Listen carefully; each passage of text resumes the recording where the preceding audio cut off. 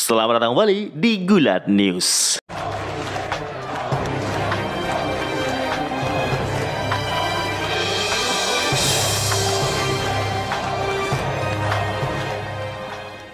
Berita pertama datang dari The Tribal Chief Roman Reigns yang baru aja dinobatkan sebagai pegulat nomor 1 di dunia dari majalah Pro Wrestling Illustrated ya. Dia menduduki posisi pertama dari 500 pegulat yang ada dalam list PWI ini ya. Kenapa ini sesuatu yang penting?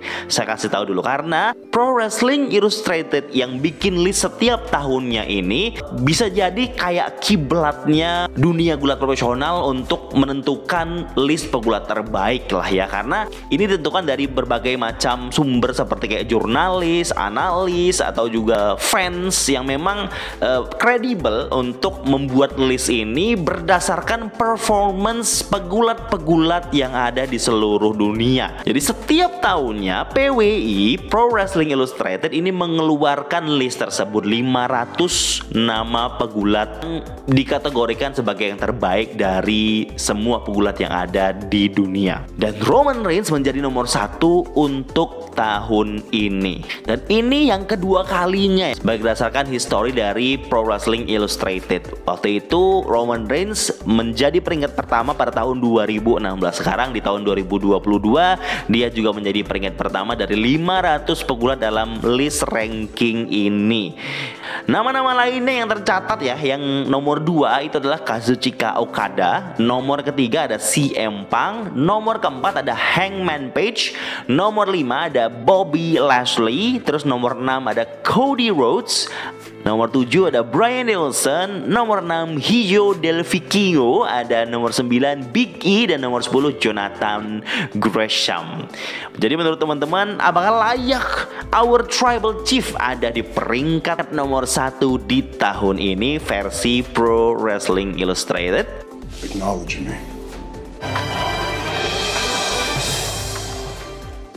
Berita selanjutnya datang dari mantan pegulat WWE yang muncul dalam acaranya AEW untuk tapping acara AEW Dark Elevation. Dia adalah yang dikenal di WWE sebagai Grand Metalik yang jadi member Lucha House Party saat itu ya, ketika Lucha House Party memang lagi tinggi-tinggi, dan juga punya karir di 205 Live ya, waktu zaman brandnya WWE lagi banyak-banyaknya. Dan Grand Metalik muncul di AEW sebagai Maskara Dorada. Dia melawan Serpentico dan mengalahkannya dalam singles match setelah super kick dan juga memberikan signature move-nya Dorada Driver. Setelah Grand Metalik waktu itu dipecat oleh WWE dalam langkah budget cuts release ya di tanggal 4 November 2021. Setelah non-compete clause-nya selesai 90 hari, dia aktif di Game Changer Wrestling Show dan juga sempat muncul di Impact serta NJPW Strong, dan dia muncul di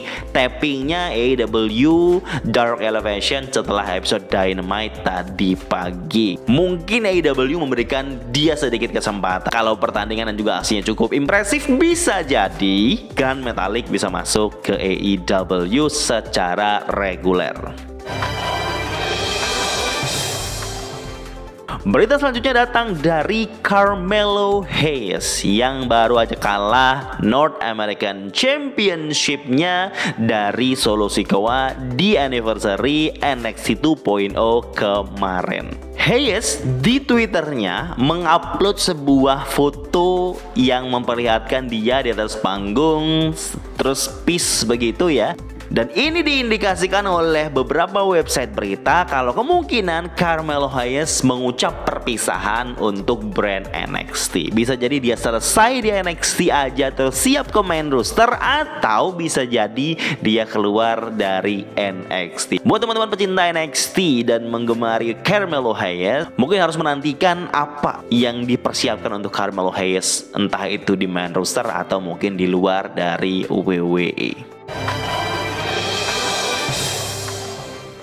Kabar selanjutnya dari perubahan di brand NXT. Kita tahu NXT sudah mengganti logonya, pastinya sudah siap untuk perubahan yang baru. Ini perubahan yang cukup besar juga yang terjadi untuk NXT ke depannya. Seperti yang diketahui, event nextnya untuk NXT adalah Halloween Havoc yang biasanya jadi spesial di televisi yang bisa ditonton secara gratis. Tetapi Triple H ini dikabarkan oleh Wrestling Observer ya, kalau Triple H itu merubah konsepnya lagi. Jadi NXT Halloween Havoc akan menjadi NXT Takeover ×2 Halloween Havoc, yang mana ini akan jadi premium live event spesial hanya di WWE Network atau di Peacock begitu ya. Jadi semacam pay-per-view-nya untuk NXT. Jadi Halloween Havoc yang tahun lalu itu hanya bagian dari acara televisi spesialnya NXT menjadi NXT Takeover yang merupakan premium live event yang mana akan disiarkan di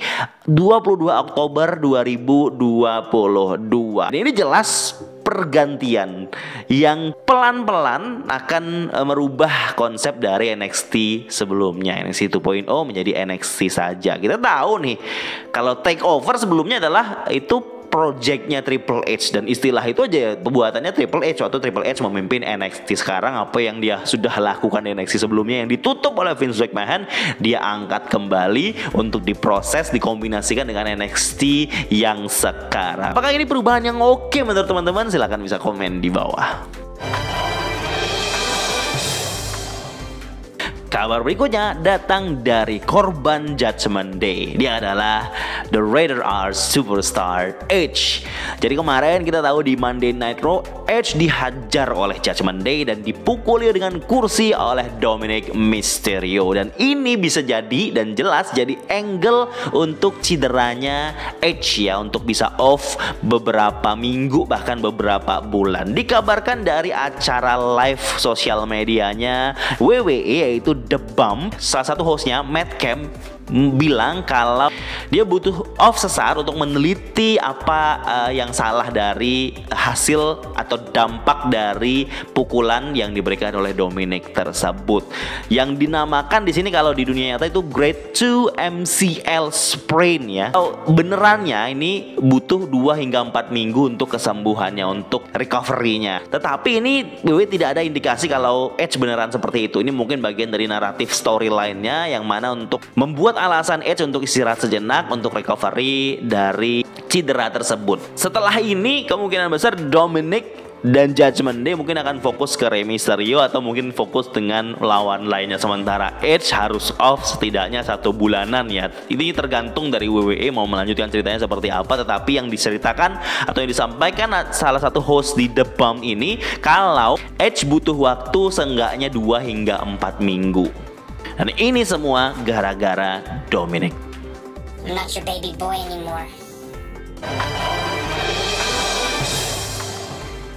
Itu tadi berita-berita yang bisa saya sampaikan dalam episode Gulat News hari ini. Terima kasih sekali lagi buat teman-teman yang selalu support channel ini dan juga support dengan Saweria dan juga tonton iklan setelah ini. Thank you.